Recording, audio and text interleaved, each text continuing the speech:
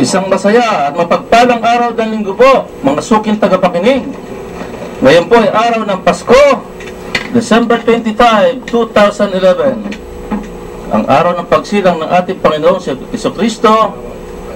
Ito po ang inyong lingkod, si Mr. Equalizer, Dan Sulweta. Nag-aanyayang samahan po ninyo kami sa aming kwentuhan ngayong araw na ito na puro pamasko at kung ano-ano pa dito sa inyong paboritong radio station, DWAD 1098 kHz. Kami po ay member ng KBP, Kapisanan ng mga Broadcaster sa Pilipinas.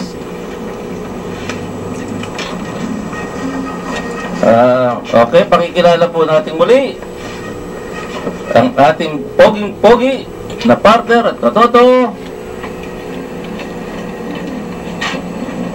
Lagi mukhang batang-bata. Habulin ng chicks. Nakashoot Idol namin mga kalalakihan. Batikang kolumnista ng mga tabloid, Mr. Katoto Paski Natividad.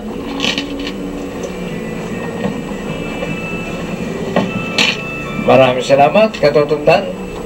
Huwag mo sasabihin, hiding ko na naman ang background natin. Talagang program para sa music. Angkop na angkop. Imagine ko nga kung paano kang sumayaw ng ganyan Macho dance. Mga katoto, mabigat itong partner ko umiilag sa akin to, pero katulad ko rin siyang iniidolo ko. Katoto, kami po ay narito muli sa inyong nalapihitan na programa ng Talakayang Pinoy sa DWAD at inyong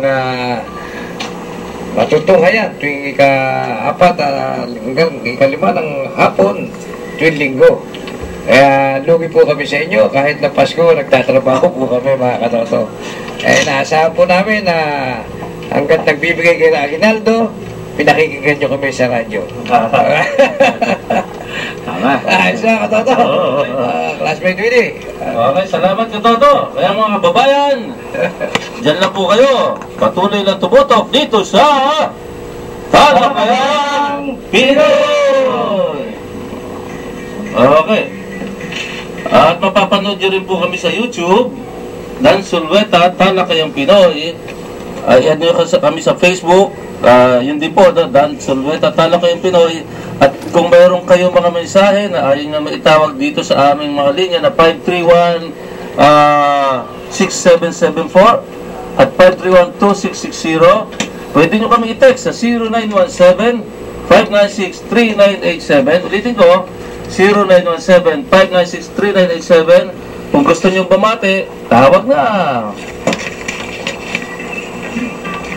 At as usual, nandito yung ating idol at partner. At kasama natin dito, ito yung habulin din ng chicks. Kaya na baka nakikinig si Mrs. Biro lang po yan. Biro lang yan. Ito si Engineer Willie Juan. Ay, magandang hapon. Kasamang Dan, classmate Paski. Kasama ko rin dito ngayon si Parindeo, ang aking kasama sa Pugad Lawin. Mamaya pagsalita natin siya. Oo, siyempre. At alam nyo, siya yung aming international governor na nag-induct ng pinakaunang chapter ng Pugad Lawin International sa Toronto. Binabati natin yung mga kasama nating Lawin na kanina lang ay nagbigay ng pakain, no? Feeding doon sa mga lulut-lula doon sa Golden Acre. Sa may likod lang to ng SM North EDSA. At marami, mahigit kulang-kulang 200 Kasi yung bago nilang lugar daw sa Tanay, meron ng mga 71 na nailipat doon. So napakain sila ng mga lugaw, mga cake, mga puto. Yung iba ba? Yung dala mo. Meron pa dyan, no? Feeding program din tayo mamaya kasama. Okay, kasama namin kanina, we were led by our chapter president, si Lawin Phil Denoso. Kasama rin sila Lawin Johnson, Lawin Eisenhower, Lawin Gabriela, si Lawin Del Pilar, at saka yung asawa niyang doktora, si Doktora Pascual, no? At si Lawin Liconyo, kanyang 2 anak. At sino pa? may ibang pumunta. Of course, si Lawin Macapagal, kasama ko dito ngayon, saka si Lawin McKinley, kasama rin kanina ang aming Deputy Governor General. Magandang hapon sa lahat ng tagapakinig at of course, maligayang Pasko sa lahat. Okay, wala.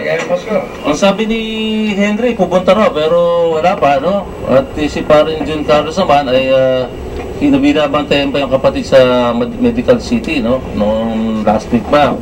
So, maganda hapon na lang at maligayang Pasko kay Henry Samaniego at John Carlos. Saka kay Jun, no? At ito si ating kaibigan si Neil. Neil, baka gusto mong ano? Ha? Merry Christmas and lahat. Lalo na sa mga Facebook namin. Okay. Sir, baka pwede kayong ano sa Deo.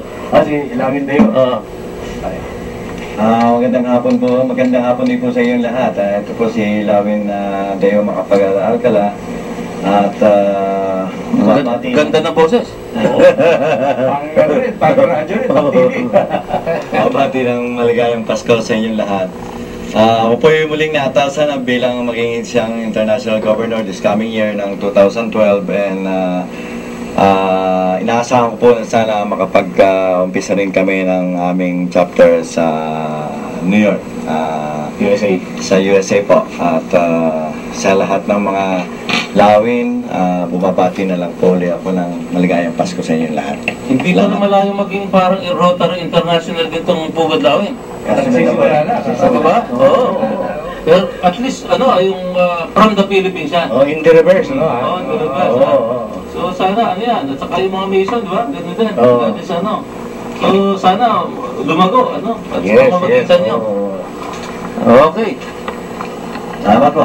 Okay. Partner, baka meron kang mga gustong batiin yung mga angels natin. Marami yan. Naiabot mo na ba? Yung mga, yung kani-kanila. Ano yun, nung isang araw pa yun. Hindi tinatapat sa Pasko yun, baka kamusin. Kailangan mauna sila.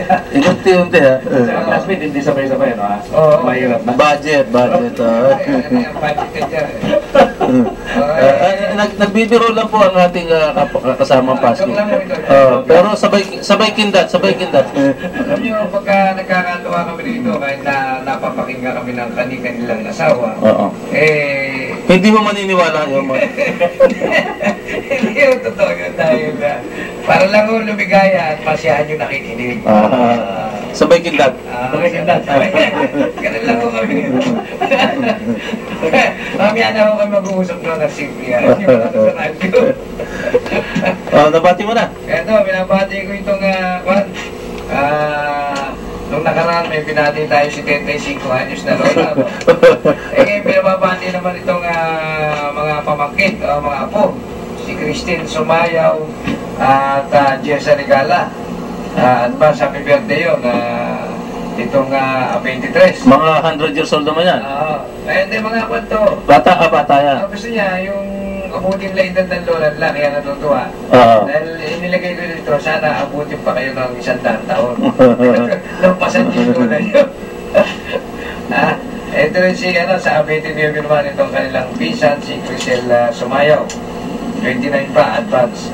Kaya binabati ko kayo dyan, mga nakaraang 23 na kaarawan ni Christine, Jessa, at sa 29 naman si Crisel. Magkakamag-anak po ito. Ito po nagmula sa kanilang tito na nagtatrabaho sa Philippine Coast Guard na si Alan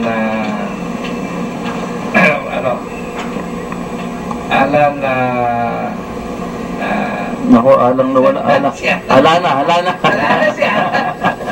si Alan.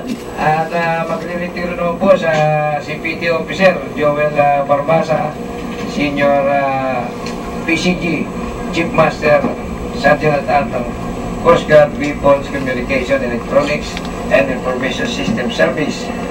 Nagserbisyo po ng 30 taon sa Philippine Coast Guard bilang public servant. At siya po ay nasa edad na 57 na, early retirement po sa December 28. Mabuhay ka. Congratulations sa iyong pagretiro, Senior Barbasa. Okay, ako naman. Happy birthday sa aming presidente sa DN Steel Marketing. Mr. Johnny Nang ng Paskong Pasko, birthday ng boss ko. No, ang ganda yung araw ng birthday, talagang kaya naman pala parang talagang napakabait itong boss namin na to. No? Happy birthday! Panalo kami rito sa boss namin to, okay? Yung mga mahal kong pisan dyan, na mga regular talaga nakikinig, walang walang paltos talaga, no? Yung Permejo family, no? Lalo na yung aking bahal na pisan, si Kuya Celo Permejo, no? Talagang mga alas 3 pa lang, nakatutok na yan eh. At ang kanyang butihing may bahay, si Ate Inday, no? Si SFO2, Lino Permejo, si Kuya Boy, si Ate Mer, si Ate Elby, si Utol, Oben Solweta na nag-birthday noong December 18. Si Kuya Asyong, busy doon sa bakery niya. Ang daming diniliver na tinapay kanina. Okay, si Lydia Hernandez ng Kainta, si Ate Baby, tsaka yung mga pamangkin ko. Talagang up to date sila doon sa mga programa natin. No? Magandang hapon at Merry Christmas sa inyo lahat. Yung mga batchmates ko sa LP Jucarino High School, Bacod Santa Teresa, Batch 74, yung magaganda at magwapo na mga kaklase ko. Sa December 30, mayroong December 30, reunion natin, no? So, okay. Medyo may inaayos lang ka mo, technician dito. Matatanggalin ito tuloy ang sakit. At yung mga kababayan natin sa Marinduque, no? Yung mga naninira dito sa Maynila. Magandang hapon at Merry Christmas sa inyo lahat. Okay, huwag na tayo patugtog ng pamasko dahil tumutugtog na no? At saka Paskong Pasko na. Ito na yung araw talaga, no? Na pinakaiintay natin lahat. Na sa loob ng isang taon, iintay natin. At ito na yun, no? Ngayon, pagkwentuhan na lang natin yung mga, yung mga nakaraan natin, yung mga nakakatuwang karanasan natin. Pasko, engineer, no? Yung mga Pasko na hindi natin makakalimutan sa buhay natin.